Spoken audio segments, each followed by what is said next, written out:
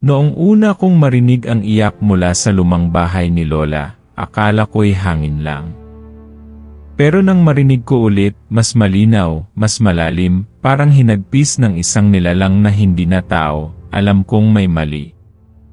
Sabi nila, sa bawat pamilya may tinatagong sikreto.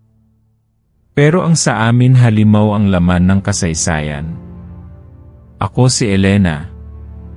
Lumaki akong salat sa buhay, sa isang maliit na baryo na parang kinalimutan na ng panahon. Wala akong magulang, parehong namatay sa isang sunog nang ako'y 7 taong gulang pa lang. Si Lola Crispina ang kumukop sa akin. Tahimik siya, halos di nagsasalita, pero siya lang ang meron ako. Luma na ang bahay niya, gawa sa kahoy at bato, may amoy na lumat mapanghi na hindi nawawala kahit anong linis mo pa. Sabi ng mga taga-baryo, doon daw nagsimula ang sumpa. Hindi ko pinapansin ang mga tsismis noon. Akala ko, pawang kwentong baryo lang. Mga kwento ng matatanda para takutin ang mga bata.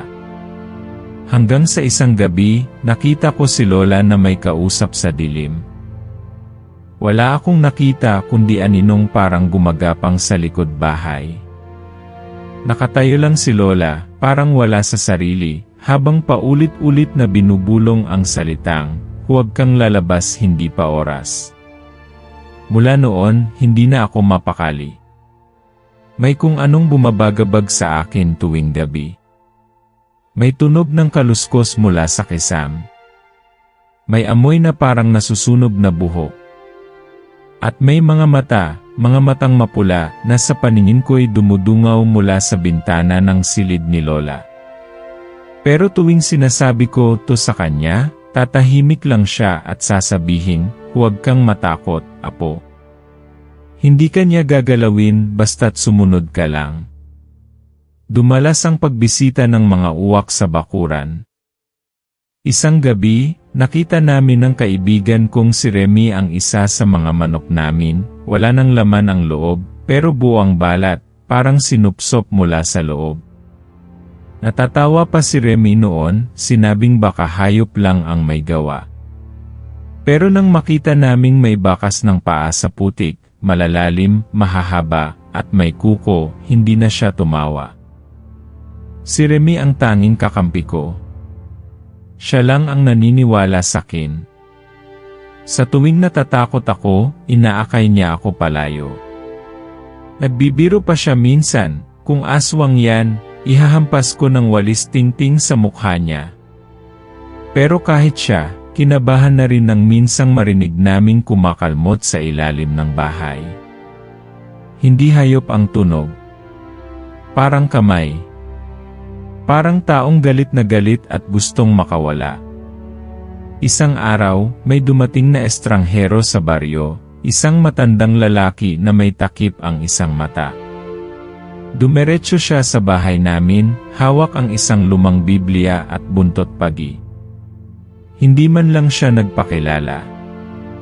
Sa halip, sinabi niya agad, "Matagal na akong naghanap sa inyo." Akala ko'y patay na ang nilalang na yon.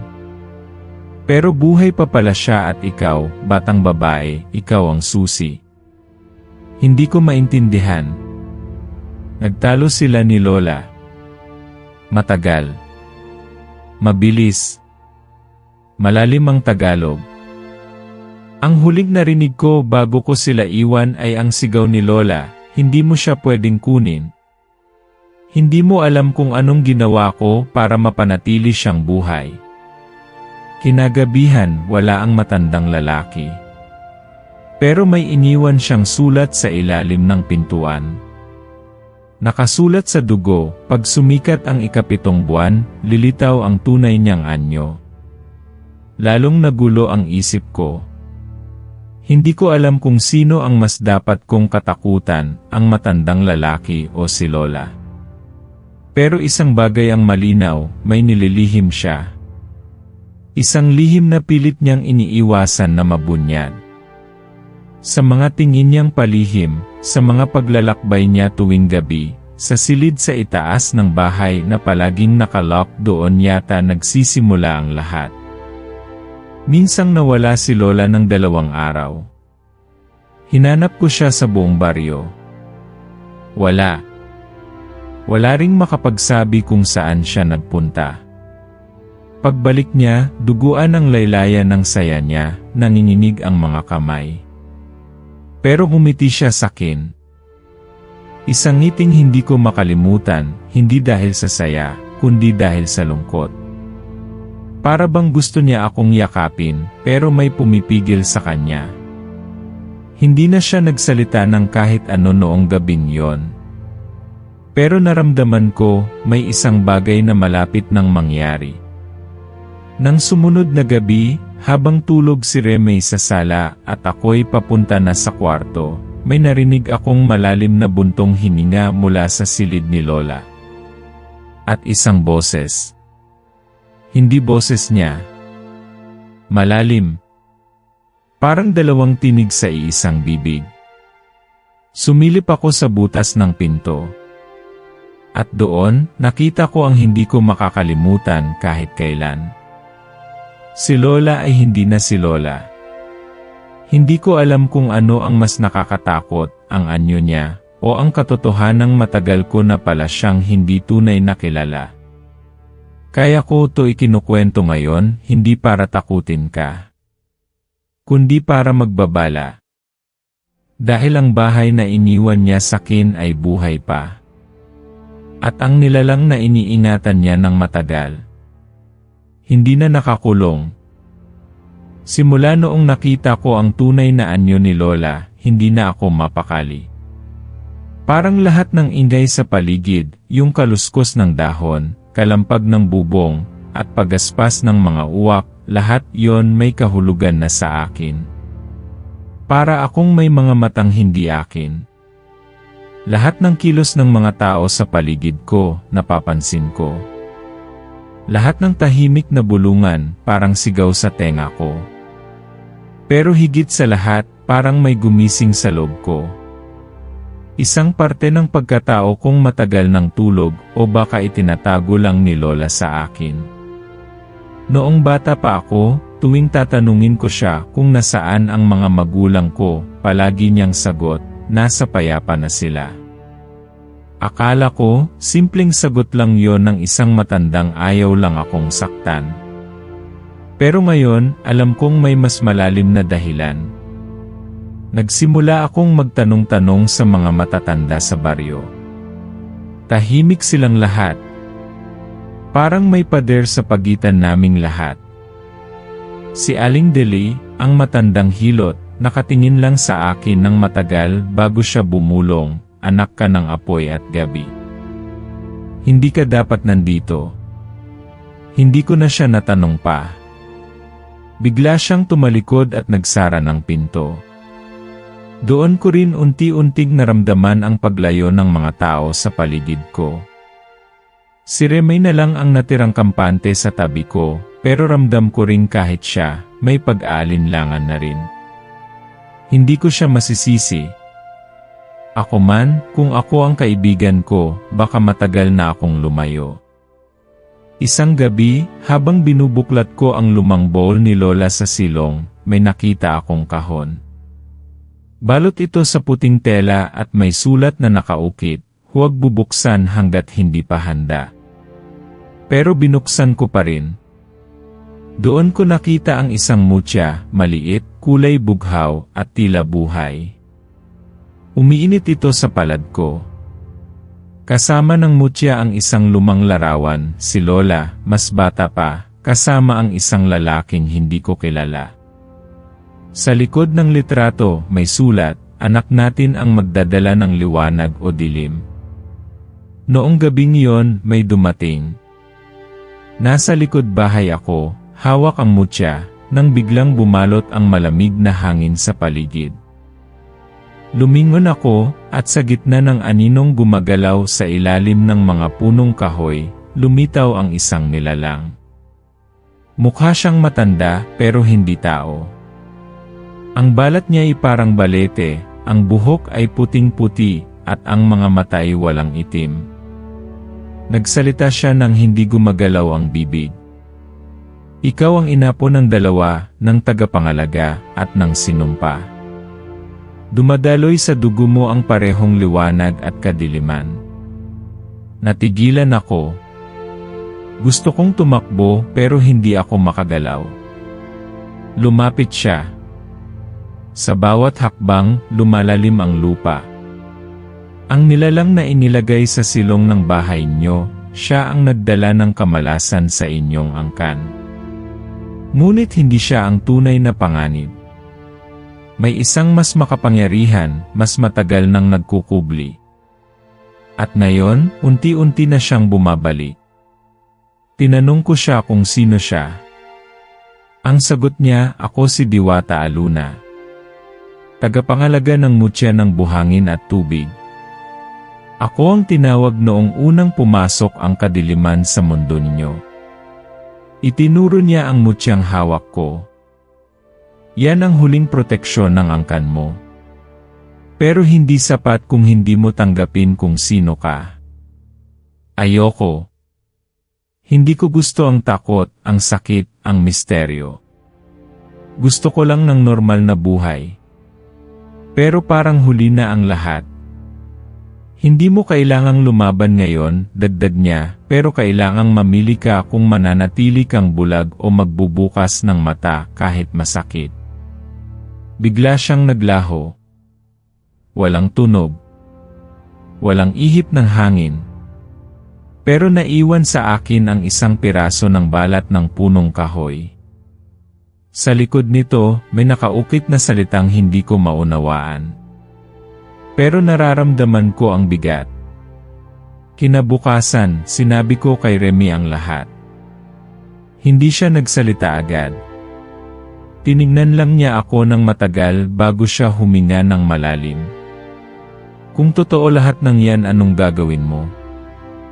Hindi ko alam. Pero hindi rin ako pinatulog ng sumunod na gabi.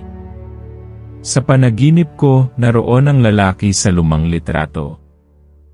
Tinititigan niya ako, habang sa likuran niya, may nilalang na may mahabang lieg at pulang mata, nakaamba, handang umatake. Pagmulat ko ng mata, pawis na pawis ako. Pero ang mas nakakatakot, hawak ko pa rin sa kamay ko ang mutya. At sa ilalim ng palad ko may marka na. Bilog, may hugis bituin sa gitna.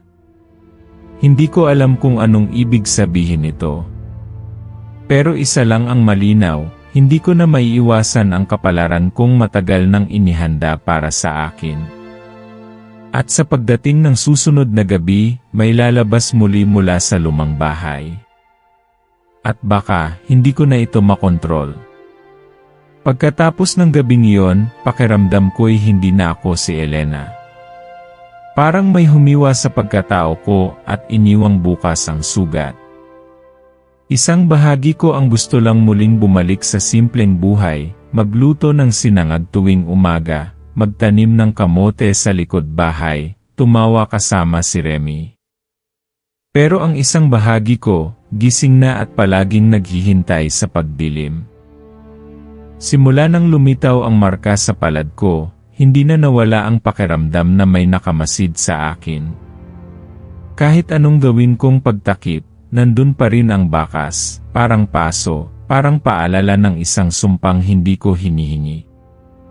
Nagsimula ring magbago ang paligid. Sa gabi, may mga itim na ibon na hindi ko kilala, malalaking uwak na hindi marunong lumipad kundi gumagapang sa bubong. May kaluskos sa ilalim ng bahay na hindi naaabot ng flashlight. At minsan, may amoy ng nabubulok na karne kahit wala namang pagkain sa paligid.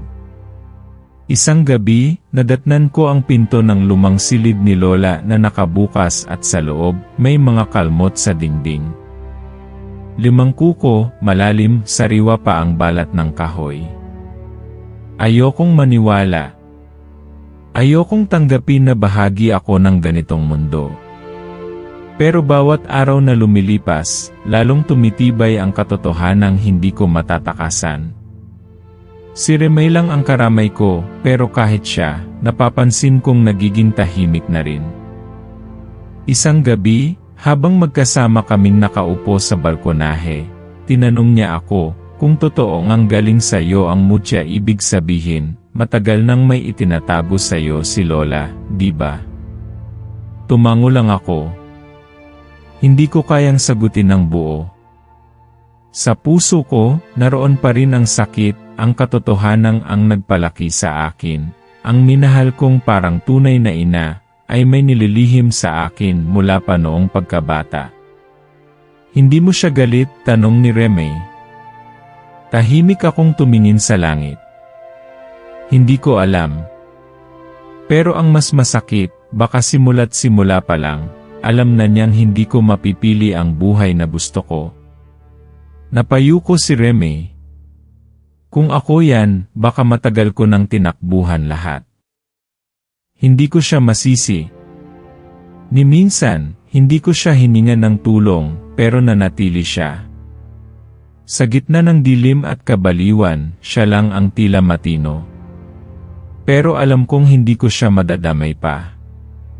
Kinabukasan, habang sinusuri ko ang paligid ng bahay, napansin kong wala ang isa sa mga alagang pusa ni Lola. Hinanap ko ito sa paligid, hanggang sa makita ko sa likod bahay ang isang bagay na tumigil sa paghinga ko. Ang pusa, nakabitin sa sanga ng puno. Wala ng mata. Bungi ang bibig. At sa katawan nito, nakaukit ang isang simbolo, katulad ng marka sa palad ko. Nang gabing iyon, hindi na ako nakatulog. Habang nakahiga ako't nakatingin sa kisame, may naramdaman akong malamig na hangin. Nung una, akala ko hangin lang mula sa bintana.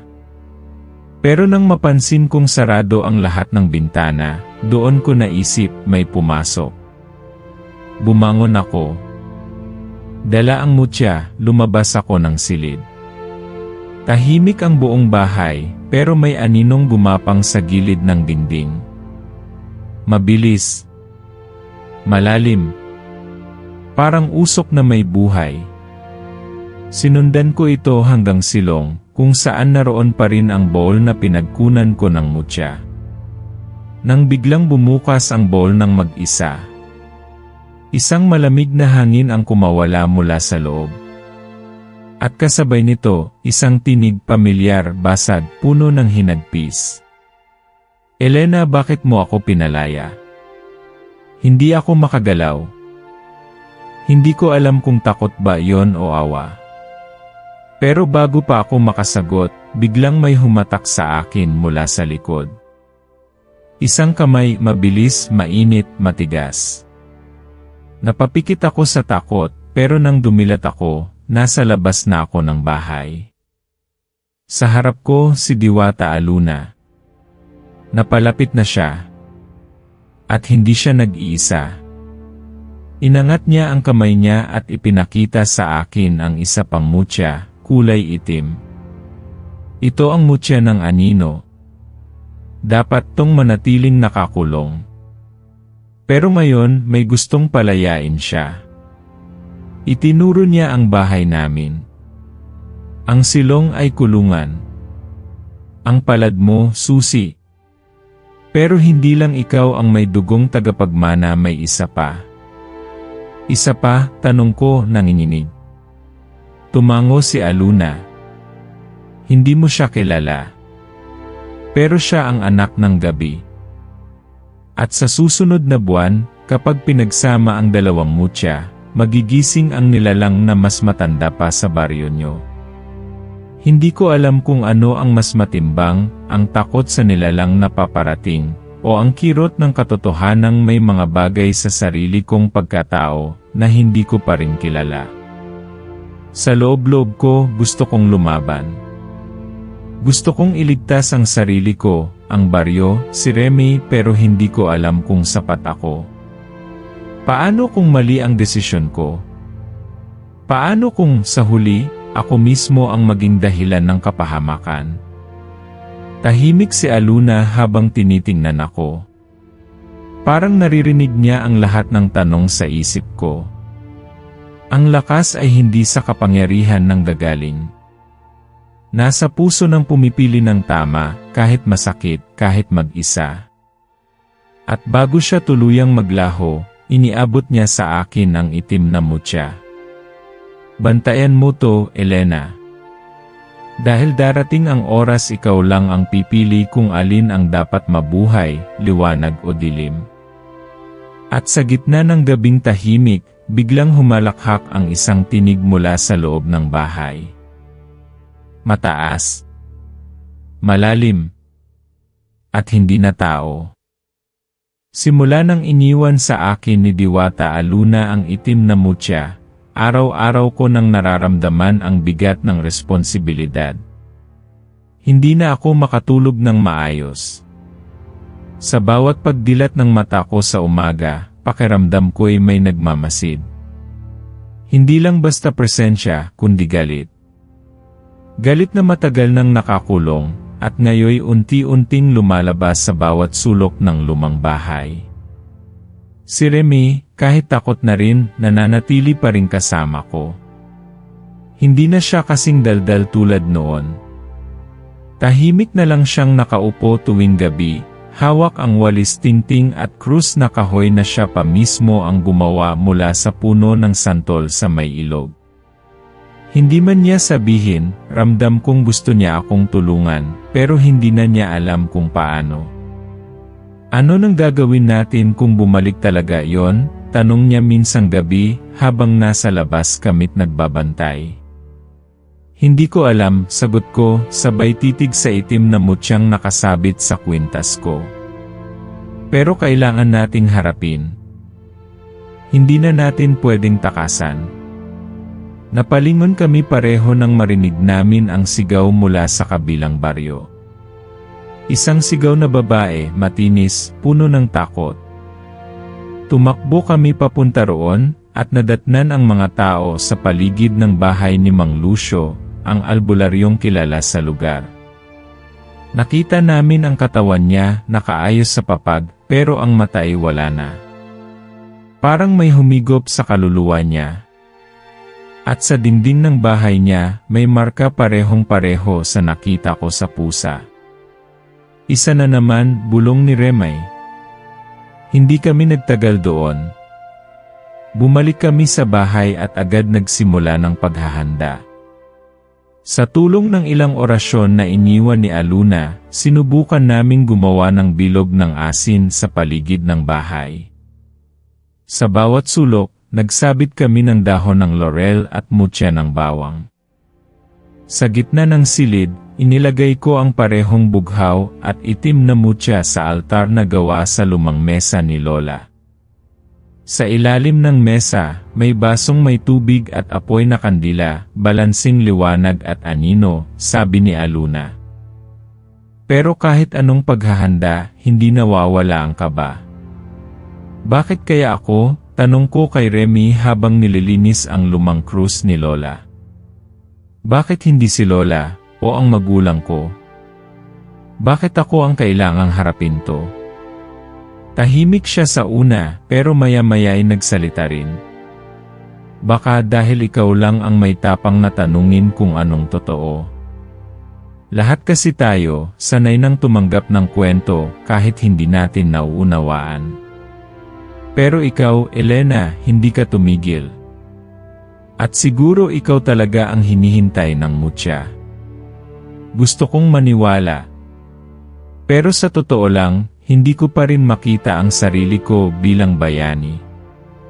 Hanggang ngayon, nagtatampo pa rin ako sa mundo, sa magulang kong iniwan ako, sa lola kong nagsinungaling, sa katahimikan ng baryo tuwing may masama. Minsan, naiisip kong mas madali pa sigurong sumuko. Pero tuwing naiisip ko si Remy, at ang mga batang walang muwang sa baryo, bumabalik ang apoy sa dibdib ko. Hindi ako lalaban para lang mabuhay. Lalaban ako para may matira. Isang gabi bago ang inaasahang pagdating ng ika-7 buwan, dumilim ang buong baryo ng sabay-sabay. Walang kuryente, walang buwan, at kahit ang bituin, parang nawala sa langit. Ang hangin ay mabigat, parang may dalang abo. Sa malayo, may tunog ng tambol, mabagal, paulit-ulit, parang ritual. Pumasok kami ni Remy sa loob ng bahay, binuksan ang kandila sa altar, at inikot ang mutya ng liwanag at anino. Nang biglang may lumipad na anino sa labas ng bintana, isang nilalang na hindi namin maaninag ng buo. Mabilis, malaki, at tila naghahanap ng butas na mapapasukan. Bumagsak ang isang bintana. Sumabog ang salamin. Tumakbo si Remy para takpan ng kahoy, habang ako'y hinawakan ng mutya. Biglang uminit ito, sobrang init, parang may apoy sa loob. At sa isip ko, may narinig akong boses. Malapit na akong bumalik, hindi ko alam kung guni-guni lang iyon o totoo. Pero paglingon ko kay Remy, namumutla siya, at may bakas ng luha sa gilid ng mata niya. Hindi ko alam kung makakaya natin to, sabi niya, halos bulong. Lumapit ako sa kanya at pinisil ang kamay niya. Basta't magkasama tayo, kahit anong mangyari lalaban tayo. Pero kahit sa mismong salitang binitiwan ko, alam kong may pag-aalinlangan pa rin sa puso ko. Paano kung tama siya? Paano kung hindi nga namin kaya? Habang nakaupo kami sa gitna ng bahay, tahimik, ang paligid ay tila humihinga. Ang mga anino sa sulok gumagalaw na parang buhay. Ang mga sulo sa labas, isa-isa nang namamatay.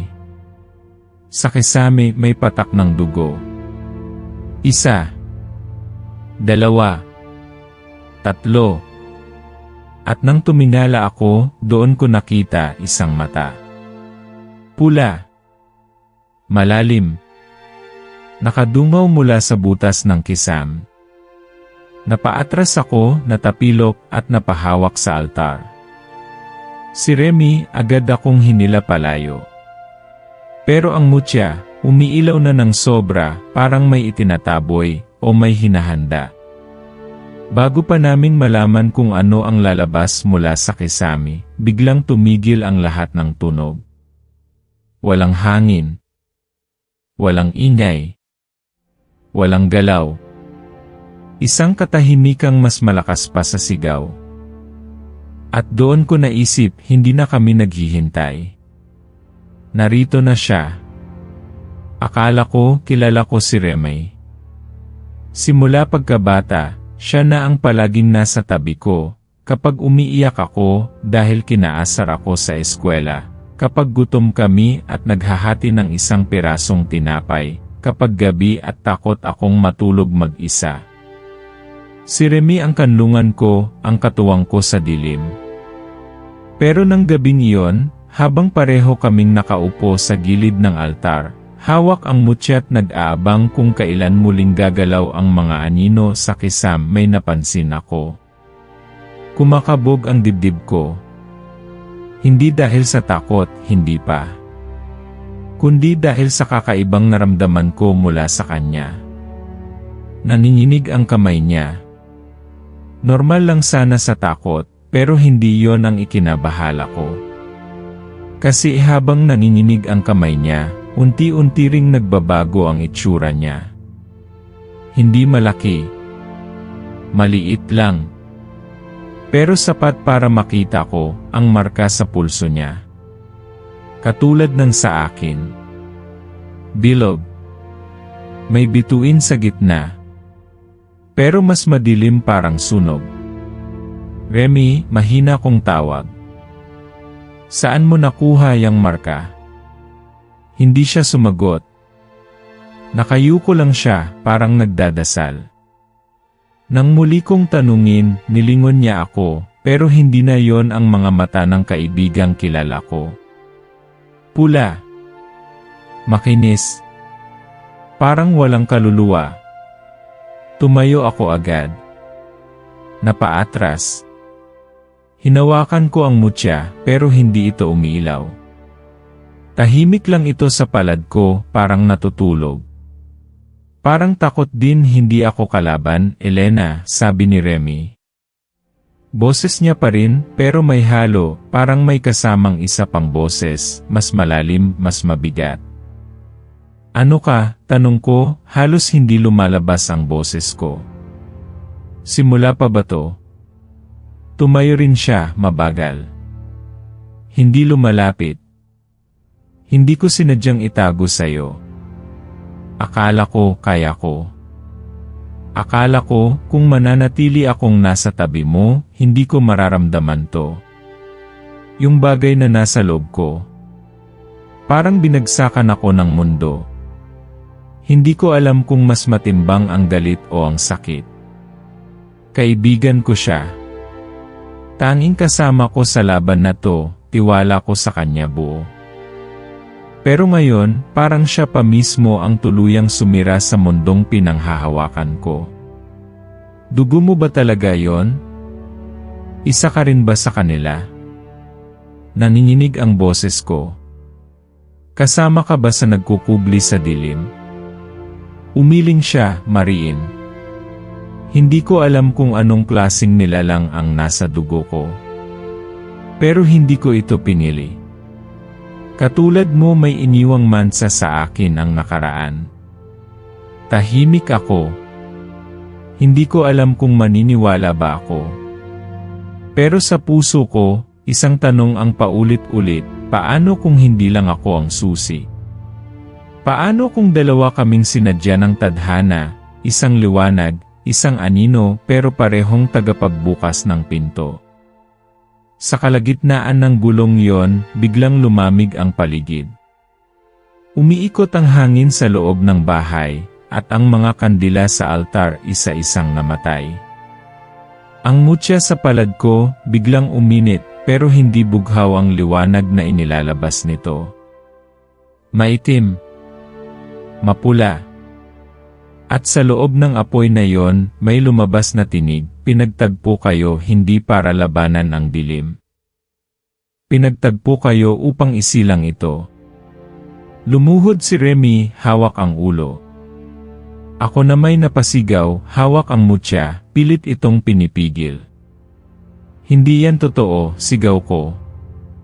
Hindi ako parte ng kadiliman. Hindi siya. Pero ang apoy sa altar, lumalaki. At sa gitna ng usok, nakita namin ang isang anino, mas malaki kaysa kahit anong nakita ko. May mukha itong walang balat. Bibig na laging nakangiti, pero walang ngipin. Sa likod nito, may pakpak na parang pinunit na tela. At sa bawat hakbang nitong lumapit, nanginginig ang sahig, at naglalaglagan ang alahas at salamin sa paligid. Araw ng pagpapalaya, sabi ng tinig. Ang tagapagmana ng liwanag at anino ay narito na. Tumingin ako kay Remy.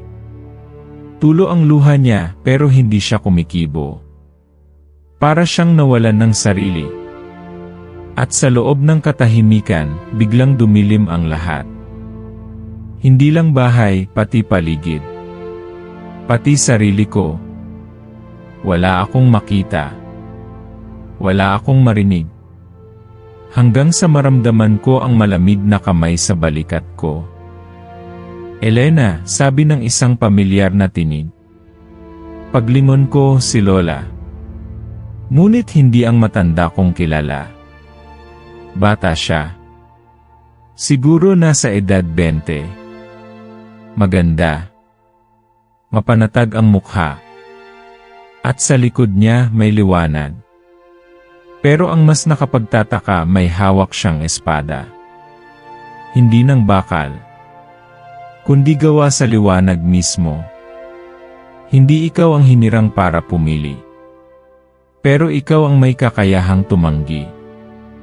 At kung pipiliin mong lumaban, ako'y nasa tabi mo. Gusto kong umiyak. Gusto kong yakapin siya. Pero unti-unti siyang naglaho. Kasabay ng pagbabalik ng liwanag. Pagdilat ko, wala na ang halimaw. Wala na rin si Remy. Ang altar, wasak. Ang mutya, basag. At sa ilalim ng mesa, may sulat-sulat kamay ni Remy. Kung may halimaw man sa loob ko, pipiliin kong mamatay kasama niya kaysa iwan kang mag-isa. Pumikit ako. Hindi dahil sa takot, kundi dahil sa sakit. Sa lahat ng pwedeng mawala sa laban, siya pa ang nauna. Pero wala pa ang wakas. At kung totoo nga ang lahat ng sinabi ng mga anino, mas malapit na ang simula kaysa dulo. Buong gabi akong hindi nakatulog. Sa gitna ng katahimikan ng lumang bahay, ang tanging naiwan sa akin ay ang basag na mutya, ang sulat ni Remy, at ang bigat ng katotohanang ako na lang ang natitirang humaharap sa isang kalabang hindi ko pa rin ganap na nauunawaan. Wala na si Remy. Hindi ko alam kung buhay pa siya o tuluyan ng kinuha ng dilim na nasa loob niya. Pero ang sigurado ko, sinubukan niyang ipaglaban ang sarili niya at ako. Ngayon, ako na lang. Isang oras bago sumikat ang araw, nagsimulang gumalaw ang lupa. Akala ko noong una ay guni-guni lang. Pero naramdaman ko sa talampakan ko, ang unti-unting paggapang ng lamig, parang may umuusbong mula sa ilalim ng lupa. Lumabas ako sa bakuran, bitbit ang natirang piraso ng bughaw na mutya at ang krus ni Lola. Sa silong ng bahay, bumuka ang sahig. Wala ng trapdoor. Wala ng kahoy. Ang mismong lupa ay bumuka, at mula roon, isang nilalang ang dahan-dahang umahon. Hindi ito sumisigaw. Hindi ito nag-alboroto. Tahimik lang ito, pero ang presensya niya ay parang bumabalot sa buong baryo. Kulay abo ang balat niya, mahahaba ang kuko, at sa gitna ng kanyang dibdib, may pulang ilaw na parang pusong kumikislap. Tumitig siya sa akin. Hindi siya nagsalita, pero narinig ko ang tinig sa utak ko. Ako ang liwanag ng kadiliman. Ikaw ang pangako ng liwanag. Kapag pinagsama tayo, babalik ang tunay na anyo ng mundo. Hinawakan ko ang mutya. Hindi na ito umiilaw. Tahimik. Parang namatay. Pero hindi ko ito binitawan. Hindi ako para sa iyo, sagot ko, kahit nanginginig ang boses ko. Hindi ako magiging susi ng pagbalik mo. Bigla siyang sumigaw. Isang sigaw na parang tumagos sa lahat ng ugat ko. Nahulog ako sa lupa, nanginginig, halos mawalan ng malay. Pero sa gitna ng sakit, may isang init na dumaan sa likod ko, isang kamay. Paglingon ko, nandoon si Lola. Hindi na siya bata. Hindi na rin siya matanda. Ang anyo niya ngayon parang kaluluwa na may liwanag. Apo, sabi niya, ang dugo sa iyo ay dugo ko rin. Pero hindi ito sumpa. Isa itong pagpili. Tumayo ako. Pinilit ko ang sarili kong lumapit sa halimaw. Bawat hakbang ay parang may bigat ng buong mundo sa katawan ko. Pero sa isip ko, paulit-ulit kong sinasabi, hindi ako takot. Hindi ako takot. Hindi ako takot. Nang nasa harap ko na siya, itinaas niya ang kamay niya. Tumigil ang hangin. Pumusyaw ang langit. Parang wala ng mundo kundi kaming dalawa. Ibinagsak niya ang kamay niya sa lupa, at mula roon, sumirit ang itim na apoy. Tumakbo ito papunta sa akin, mabilis, parang kidlat. Hindi ko alam kung anong dapat kong gawin. Pero nang halos tamaan na ako, may biglang sumalad. Si Remy. Sugatan. Madugo. Halos di makalakad. Pero naroon siya. Nakatayo sa harap ko, hinaharang ang itim na apoy gamit ang isang bagay na kumikislap. Ang itim na mutya. Hindi pa tapos ang kwento ko, sabi niya, hinal na hinal. Kung ako ang magiging anino, gusto ko sa liwanag pa rin ako mamatay. Nagliwanag ang buong paligid. Nagbago ang anyo ng mutya sa kamay niya, mula itim, naging pilak. At sa sandaling iyon, parang bumuka ang langit. Isang liwanag ang bumaba mula sa taas. Nabulag kami. Ang halimaw, sumigaw, hindi sa galit, kundi sa sakit. At bigla, naramdaman ko ang mutya sa kamay ko, umiilaw na ulit. Mainit.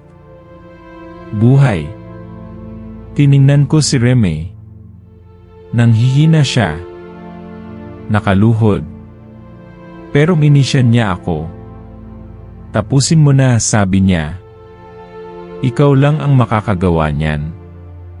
Tumayo ako. Tumakbo ako papunta sa nilalang. Bitbit ang dalawang mutya sa magkabilang kamay. Nang malapit na ako, tumingala siya, ang mata niya, puno ng galit, ng uhaw, ng kasakiman. Pero hindi ako tumigil. Ibinagsak ko ang dalawang mutya sa puso niyang kumikislap. At sa mismong sandaling yon, sumabog ang liwanag. Isang sigaw. Isang alingawngaw ng pighati. Naramdaman kong parang sinagip ang buong paligid. Ang lupa, tumigil sa pagyanig. Ang hangin, bumalik. Ang liwanag ng araw, dahan-dahang sumilip sa mga ulap. Pagdilat ko, nakaupo na ako sa lupa. Wala na ang halimaw. Wala na si Lola. Pero si Remy, nasa gilid siya ng altar. Nakapikit. Tahimik. Lumapit ako. Hinawakan ko ang kamay niya. Remy. Dahan-dahan siyang dumilat. Mahina ang boses niya. Buhay ka pa, sabi niya, may ngiti. Sapat na yon. Umiiyak ako. Hindi ko na napigilan. Hindi mo na ako iiwan, ha? Huminga siya ng malalim. Hanggat may ilaw sa puso mo, Elena, hindi ako mawawala. At sa gitna ng pagsikat ng araw, habang unti-unting nagiging abo ang dalawang mutya, at ang liwanag ay bumabalik sa baryo, isang bagay lang ang natitira, isang kwento ng dalawang nilalang na parehong minarkahan ng dilim, pero pinili pa ring lumaban para sa liwanag. At minsan, yun lang ang kailangan. Isang pagpili. Isang puso. Isang pag-ibig na mas matapang kaysa takot. 3 araw na ang lumipas mula nang mawala ang halimaw, mula nang pumutok ang liwanag sa puso ng lupa at tuluyang lamunin ang kadilimang matagal nang nakakubli sa lumang bahay ni Lola. Pero hanggang ngayon, dama ko pa rin ang mga yapak ng takot, ng pagod, at ng lungkot sa dibdib ko. Tahimik na ang baryo. Wala nang aninong gumagapang sa paligid. Wala nang kaluskos sa kisam. Wala nang sigaw sa kalagitnaan ng gabi. Bumalik na ang liwanag, pero hindi ibig sabihin, nakalimot na kami. Si Remy, hanggang ngayon, nagpapagaling pa rin. Hindi pa siya ganap na malakas, pero buhay siya. At sa bawat paggising niya, tinititigan niya lang ako, sa ngiti. Hindi kami madalas mag-usap ngayon. Hindi dahil sa tampo o takot, kundi dahil may mga sugat na hindi agad tinatapalan ng salita, kundi ng katahimikan, presensya, at pagkakaalam na pareho kaming hindi sumuko. Inilibing namin ang natitirang alaalang pisikal ni Lola sa ilalim ng punong santol sa likod bahay. Doon siya palaging nakaupo tuwing hapon, habang nakatitig sa langit. Walang bangkay. Walang kabaong. Isang simpleng kahon lang na may laman ng kanyang lumang panyo, isang krus, at ang huling sulat niya sa akin na natagpuan ko sa loob ng altar. Elena, kung binabasa mo ito, ibig sabihin ay pinili mong lumaban. Hindi ako perpekto. Sa pagtatago ko ng katotohanan, iniisip kong maililigtas kita sa sakit. Pero ang hindi ko naisip, sa pagtatago ko ng dilim, tinakpan ko rin ang liwanag mo. Patawarin mo ako. Mahal kita. At kung dumating ang araw na maligaw ka, balikan mo lang ang puntong pinili mong maging matapang, dahil doon mo makikita kung sino ka talaga. Umiyak ako habang binabasa ko yon. Hindi dahil sa galit, kundi sa pag-unawa. Lahat tayo may tinatago. Lahat tayo may takot. Pero may mga taong mas pinipiling isakripisyo ang sarili para sa kabutihan ng mahal nila. Yon si Lola. Hindi siya perpekto, pero siya ang dahilan kung bakit ako nabuo. Ang bahay. Hindi na kasing dilim ng dati. Binuksan namin ang lahat ng bintana, pinalitan ang mga lumang kurtina, nilinis ang silong, at pinuno ng halaman ang mga bakanteng espasyo. Hindi para kalimutan ang nangyari, kundi para paalalahanan ang sarili na kahit ang bahay ng anino ay pwedeng maging tahanan muli, basta't may liwanag na handang manatili. May mga gabi pa ring mahirap. Minsan, napapanaginipan ko ang mga mata ng halimaw, ang sigaw sa kisam, ang pakiramdam ng pagiging mag-isa, habang lahat ay tila walang alam o walang pakialam. Pero sa tuwing magigising ako, naroon na si Remy, nakaupo sa gilid ng kama, minsan may dalang tsaa, minsan walang dalang kahit ano kundi tahimik na pakikinig. Nagbago na rin ako. Hindi lang sa panlabas, kundi sa loob. Hindi na ako yung Elena na takot sa madilim na sulok ng bahay. Hindi na ako yung batang nagtatago sa ilalim ng kumot tuwing may kaluskos. Ako na ngayon ang tagapag-ingat ng mutya, ng alaala ng liwanag, ng kasaysayang dapat maalala, at ng pangakong hindi na hahayaang bumalik ang dilim na yon. Nalaman ko na rin ang buong kwento ng magulang ko. Isinulat ni Lola sa isang lumang kwaderno na naiwan sa aparador. Ang tatay ko, isang tagapag-ingat din ng mutya noong kabataan niya. Ang nanay ko, isa sa mga huling inapo ng mga bantay ng anino. Nagkakilala sila sa gitna ng dalawang panig, at piniling magmahal kahit alam nilang delikado. Nang isilang ako, alam na nilang may posibilidad na pagbanggain ng dugo ang laman ko. Kaya nagtago sila. At kalaunan nawala. Hindi ko alam kung buhay pa sila. Pero hindi na yon ang pinakamahalagang tanong. Dahil ngayon, ang mas mahalaga ay ang pagpiling ipagpatuloy ang paninindigang sinimulan nila, ang manindigan para sa kabutihan, kahit wala kang kasiguraduhan kung mananalo ka. Minsan, tinatanong ako ng mga batang kapitbahay kung totoo raw ba ang mga kwento tungkol sa lumang bahay. Ngumingiti lang ako't sinasabi, minsan, ang pinakakatakot na bagay ay ang hindi natin kayang harapin sa sarili natin. At kung magtatanong sila kung ano ang sikreto para mabuhay sa gitna ng dilim, isa lang ang masasabi ko, magmahal ka. Kahit mahirap. Kahit walang kasiguraduhan. Dahil sa huli, ang pagmamahal ang tanging ilaw na hindi kailanman nauubos. Ngayon, tuwing hapon, nauupo na kami ni Remy sa ilalim ng punong santol. Tahimik lang. Minsan nagkakape, minsan nagtatawanan sa walang kwentang bagay. Pero sa pagitan ng katahimikan at liwanag ng dapit hapon, pareho naming alam, hindi pa tapos ang kwento. Pero ngayon, kami na ang nagsusulat nito. At kung darating man ang panibagong dilim sa mga susunod na taon, may isa na namang tahanan na handang tumindig. Hindi dahil walang takot, kundi dahil natutong yakapin ito.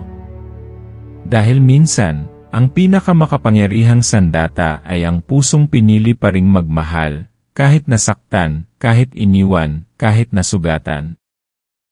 At sa pinakatahimik na gabi, kung makikinig kang mabuti, maririnig mo ang tinig ng isang matandang babae, bulong sa hangin. Ang tunay na liwanag ay yung hindi mo nakikita sa mata, kundi yung nararamdaman mo sa kaluluwa.